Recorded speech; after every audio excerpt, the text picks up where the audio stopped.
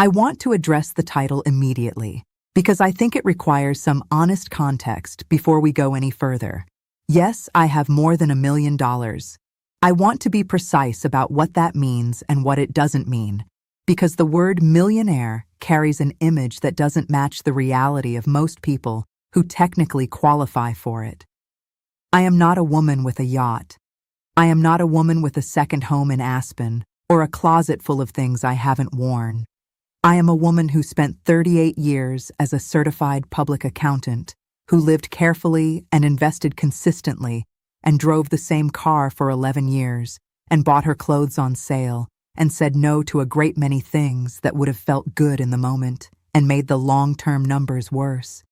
I built what I have the slow, unglamorous, arithmetic way. $1 at a time, over 4 decades, with a spreadsheet open the entire time.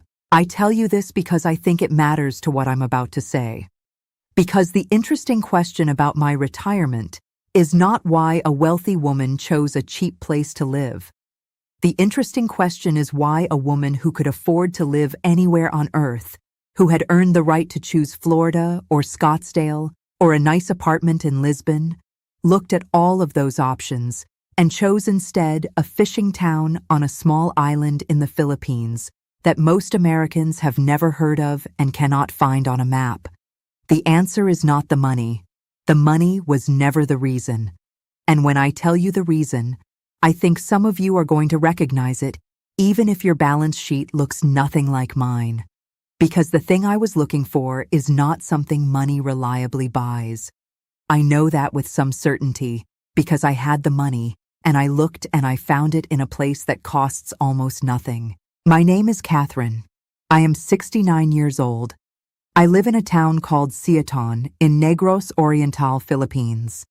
It has approximately 40,000 people, a small public market, a church that has been standing since 1786, a coastline that will rearrange your understanding of what blue means, and a population of fishermen who leave before sunrise every morning in wooden boats with bamboo outriggers and who return by mid-morning with whatever the sea decided to offer that day. It is the best place I have ever been, and I have been a great many places. Let me tell you about the Florida decision first, because it was real, and I want you to understand that I did not come to the Philippines because Florida failed to occur to me. Florida occurred to me. Florida occurred to me quite specifically and practically in the form of a 3-bedroom house on a canal in Sarasota that I looked at in the spring of 2022 and that cost $1.2 million. And that was, by any objective standard, a beautiful house. It had a dock. It had a pool that was the color of something expensive. It had a kitchen that looked like it had been designed by someone who had never actually cooked a meal, but had very strong opinions about the appearance of cooking.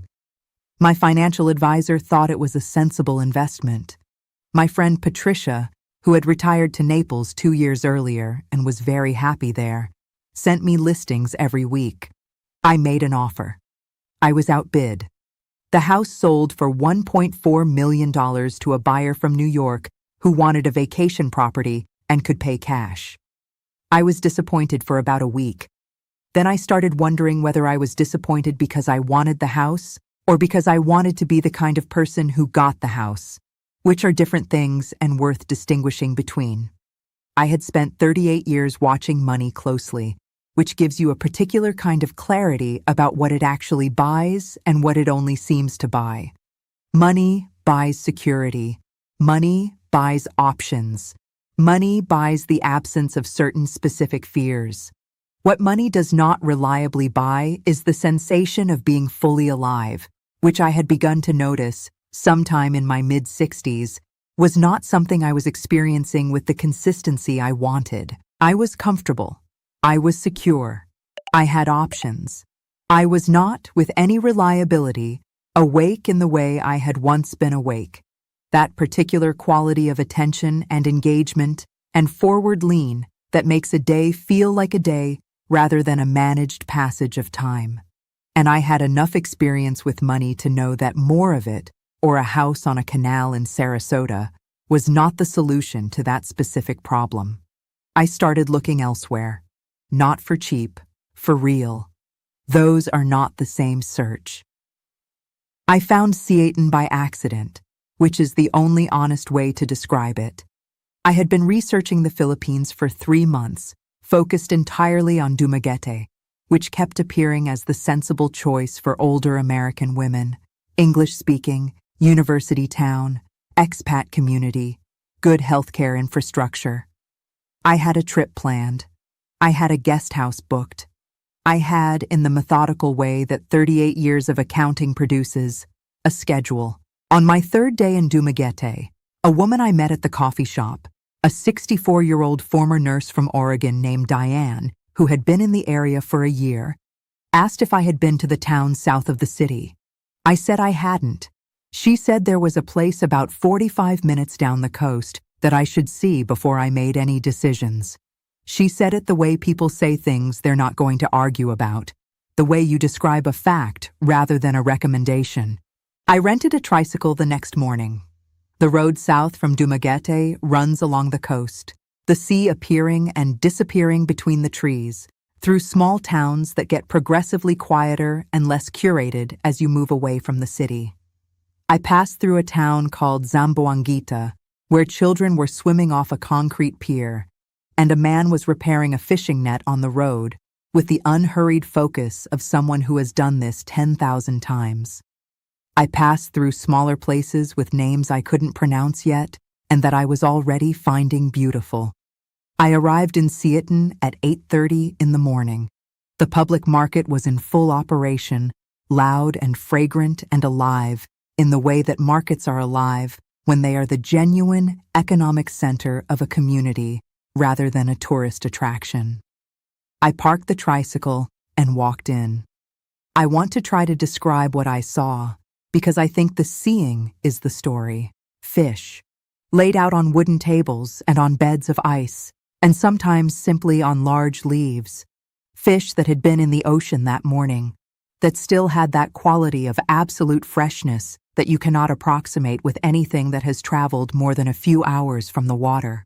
Women calling out prices in Cebuano, men carrying crates, children weaving through the legs of adults with the practiced invisibility of children who have been coming to this market their whole lives. The smell of the sea and charcoal and something sweet from the food stalls at the back. And the sound of it, not chaotic exactly, but full, completely full. The way a room sounds when it contains everyone who is supposed to be in it. I bought a piece of freshly caught tuna from a woman named Natty, who spoke almost no English and who communicated the price and the quality and her opinion of my cooking ability entirely through expression and gesture. And I walked with it to a small place at the edge of the market where a woman cooked to order on a 2-burner gas stove, and I ate it for breakfast with rice and calamansi and a cup of coffee so strong it felt like a correction. And I sat at a plastic table in a fishing town on the coast of Negros Oriental and thought, with complete clarity, this is the most awake I have felt in years. Not happy exactly, not comfortable, awake, alert, present in the specific way that happens when your surroundings are making demands on your full attention because they are new and real and not arranged for your comfort. I went back to Dumaguete that afternoon and looked up Siaton. Population 40,000. One main road. The market I had been to. A church from 1786 that I had driven past without knowing what it was. A coastline. Fishing boats. A public school and a health center. And a small collection of businesses serving the people who actually lived there. No tourist infrastructure worth mentioning. No expat community. No English-language coffee shop with Wi-Fi and almond milk. Everything that Dumaguete had, Siaton did not have. And everything Siaton had, Dumaguete did not have, which was the quality of a place that was entirely, uncomplicatedly, genuinely itself. I extended my trip by 10 days. I went back to Siaton every morning. I want to tell you what those 10 days were like because I think the accumulation matters more than any single moment. Day 1, back in Siaton. I returned to Natty's fish table. She recognized me. She held up a piece of something and raised her eyebrows. Try this? I tried it. It was blue marlin, caught that morning, and it was the best fish I had eaten in my 68 years on Earth. I bought it. She wrapped it in banana leaf. I brought it back to the guest house in Dumaguete and ate it for dinner and thought about it for 2 days after. Day 2. I found the boulevard equivalent, which in Siaton is not a formal boulevard, but simply the road along the coast where people walk in the evenings, where the fishing boats are pulled up on the beach, where children play in the water that is so clear you can see the bottom 10 feet down, where old men sit on concrete benches and watch the sea with the patience of people who have been watching it their entire lives and intend to watch it considerably longer. Day 3. I tried to order lunch at a small eatery, and the woman running it, a woman named Tessie, who was perhaps 50, and who had the efficient warmth of someone who feeds people for a living and takes it seriously, ran out of the dish I pointed at and instead brought me something I hadn't asked for and said simply, better. She was right. She brought me kare kare, an oxtail stew in peanut sauce that sounds improbable and tastes like the solution to something. I ate the whole thing. I came back the next day and it was waiting for me. Day 4. I walked to the church. Built in 1786 by the Augustinians, coral stone walls 3 feet thick, a ceiling that absorbed the heat and kept the interior cool in a way that felt almost miraculous. I sat in a pew for 20 minutes in the middle of a Tuesday morning and watched an old woman pray the rosary in the front row and listened to the silence, which was the particular silence of a place that has been holding people's prayers for 230 years and has developed a quality of stillness that newer buildings don't have. Day 5. I started looking at real estate. Not because I had decided, because when you have spent 38 years doing financial analysis, looking at real estate is simply the thing your brain does when it starts taking something seriously. What I found was this: houses in Siaton, not apartments. Houses. 3 bedrooms, small gardens, concrete construction, the kind of houses that Filipino families lived in and that were available for rent at prices that required me to read the listing twice to confirm I understood the numbers correctly. A 3-bedroom house in Siaton with a garden, 10,000 to 14,000 pesos a month. At current rates, $180 to $248. I sat with that for a long time. I want to be honest about the conversation I had with myself during those 10 days, because I think it is the most useful part of this story and the part that I have never heard anyone describe accurately. The conversation was not about money. I want to be absolutely clear about that. I could afford the Sarasota house. I could afford a very nice apartment in Lisbon or Barcelona or any of the places that appear on lists of best places for affluent retirees. Money was not the constraint. The conversation was about what I actually wanted from the years I had left, and that is a different question, a harder question, the question that money tends to defer rather than answer. You spend 40 years building financial security, and what you discover when you arrive is that security is the floor, not the ceiling. It tells you what you don't have to worry about. It does not tell you what to do with the time. What I wanted, when I sat with it honestly, was this. I wanted to be in a place that was completely real, not curated for comfort, not designed for people like me, not arranged to make an affluent American feel at home in a foreign country. I wanted a place that was doing what it was doing regardless of my presence, and that would include me if I showed up consistently and genuinely, and that would ask things of me that I couldn't answer with a credit card. Siaton did not care that I had money. Siaton had 40,000 people living their actual lives, and a fish market that opened before sunrise, and a church from 1786, and a coastline that did not adjust itself for visitors. It was not set up for me. It was not interested in being set up for me. And that indifference which sounds like it should be a problem, turned out to be exactly what I had been looking for. The Sarasota house would have been set up for me. The pool, the dock, the kitchen designed for the appearance of cooking, the neighborhood of other people in my demographic with similar financial profiles, living similar comfortable lives. All of it arranged to reflect me back at myself.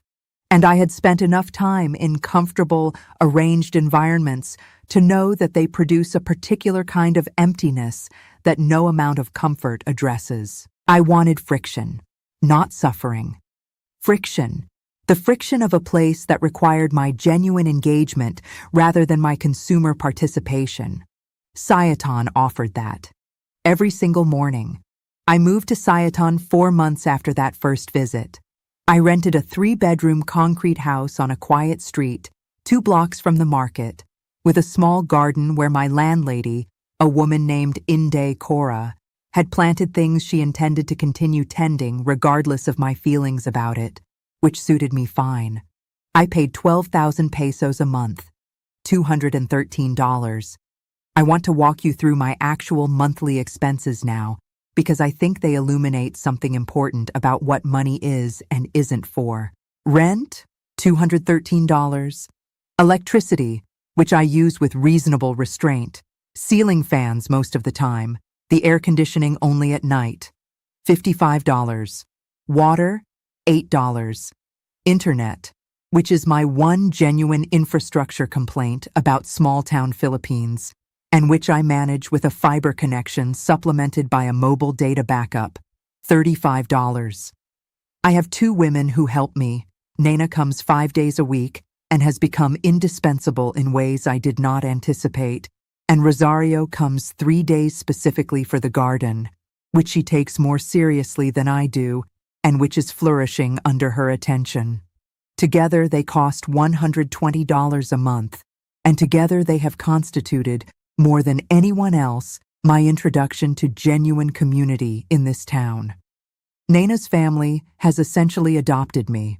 I have been to 2 of her grandchildren's baptisms. I am godmother to the second one, which happened because her daughter asked me in the straightforward way that people here ask things, directly and without performing the ask. And I said yes, because the straightforwardness of it required a straightforward answer. Food. $70 a month.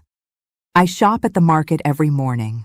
I cook most of my own meals because the ingredients are extraordinary, and cooking has become one of the genuine pleasures of my daily life, in a way it never was when I was working. A week of fresh fish, vegetables, rice, fruit costs me approximately $17. I eat out at Tessie's 3 or 4 evenings a week because the cara still defeats me, and I have no shame about acknowledging it. Medications. $22 a month for 2 prescriptions that cost me $94 in San Francisco. I see a doctor in Dumaguete, 45 minutes on the bus, which I take on purpose rather than hiring a car because the bus is its own education, every 3 months for a routine follow-up. The visit costs $15. Total monthly expenses, $523. I have more than $1 million, and I spend $523 a month. I want to be honest about why, because I think the why matters more than the number. I spend $523 a month, not because I am performing frugality or demonstrating virtue or proving a point about money. I spend $523 a month because $523 a month buys exactly the life I want. Adding money to it would not make it better. It would make it different, and the different it would make it was not a direction I wanted to go. A more expensive version of this life would involve a more expensive apartment with more Western amenities in a larger city with more people like me. And I specifically did not want more people like me. I wanted Nana and Rosario and Tessie and Natty and the church from 1786 and the fishing boats before sunrise and the market where nobody speaks English to me, because English is not the language of this market, and that is exactly correct. Let me tell you what the days look like, because this is the part that matters most. and the part I find hardest to convey to people back home. I wake up at 5, not from an alarm.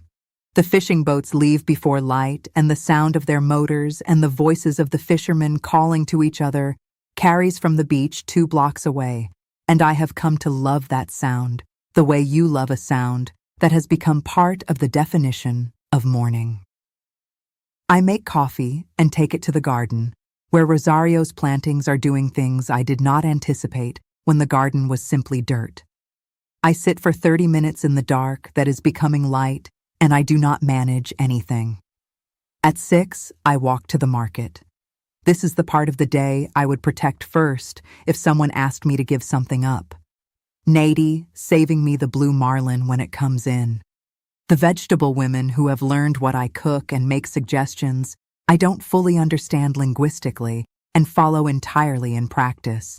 The smell of the place, the noise, the realness of it, which is not a word but is the only word. I cook breakfast.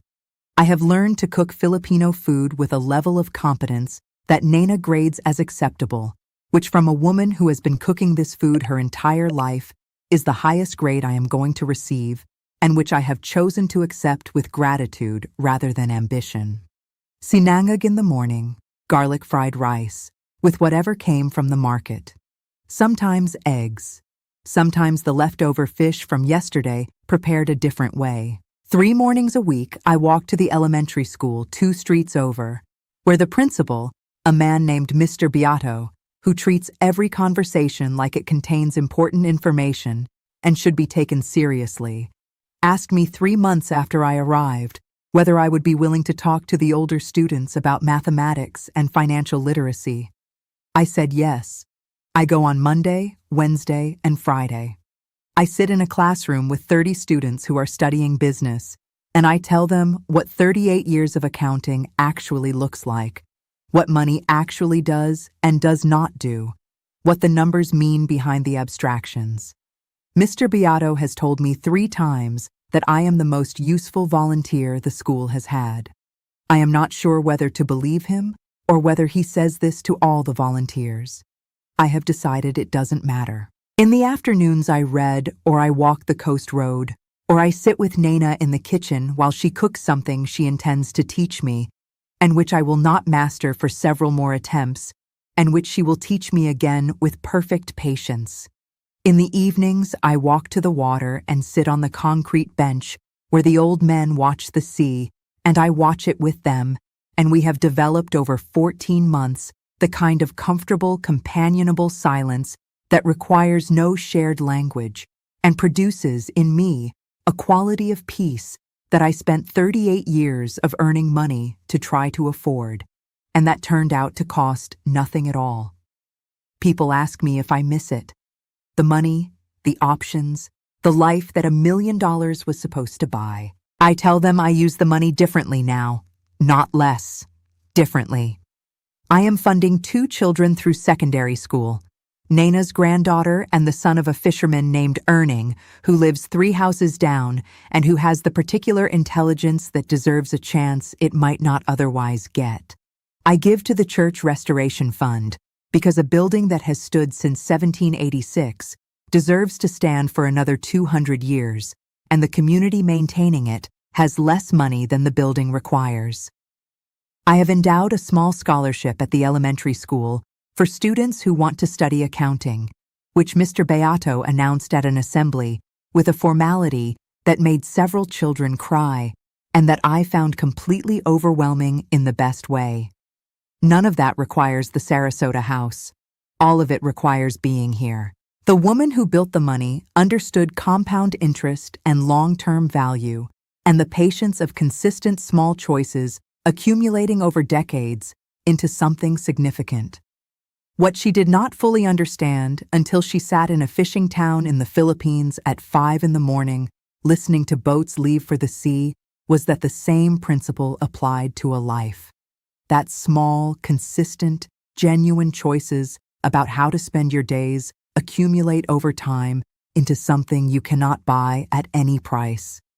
That the compound interest of presence, of showing up to the same market, the same school, the same bench by the water, the same town that does not need you and includes you anyway, pays a return that no financial instrument has ever matched. I could have bought the Sarasota house. I could have bought a great many things. Instead, I have Nana and the garden, and Natty's Blue Marlin, and the church from 1786 and 30 students who are learning what money is actually for, and the sound of fishing boats leaving before the light comes. I am, by any measurement that matters to me, the wealthiest I have ever been.